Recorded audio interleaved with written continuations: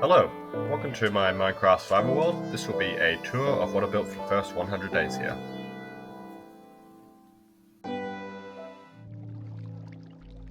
So when I first created this world, I had a rough idea of what I wanted to do, like the builds and stuff I wanted to accomplish. And when I spawned in on a speech, I immediately threw that out and wanted to tell a different story. So I wanted to go over the story of a shipwreck.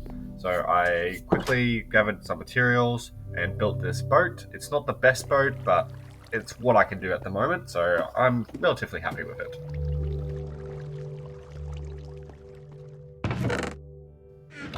So after leaving the boat, I came up with the basic concept of finding a nearby cave with a cliffside.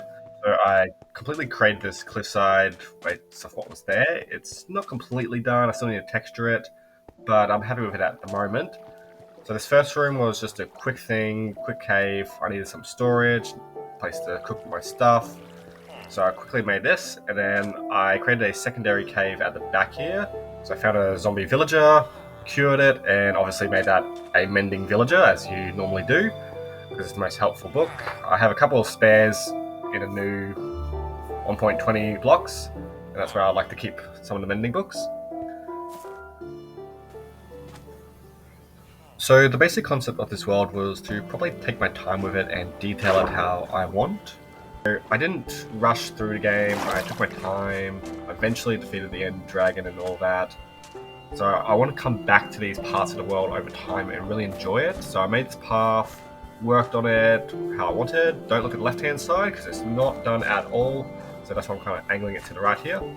And as I come across here, on the other side of this river that you'll eventually see is my mining area.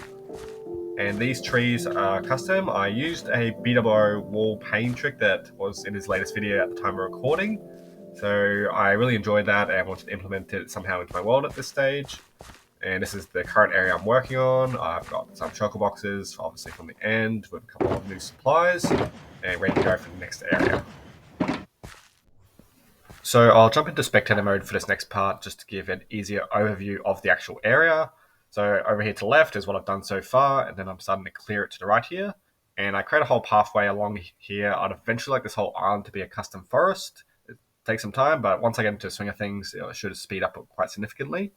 And over here, I selected this part to actually cross the river with a nice bridge because it's got some natural rocks for possible rapids, and I want a whole farming district on the other side.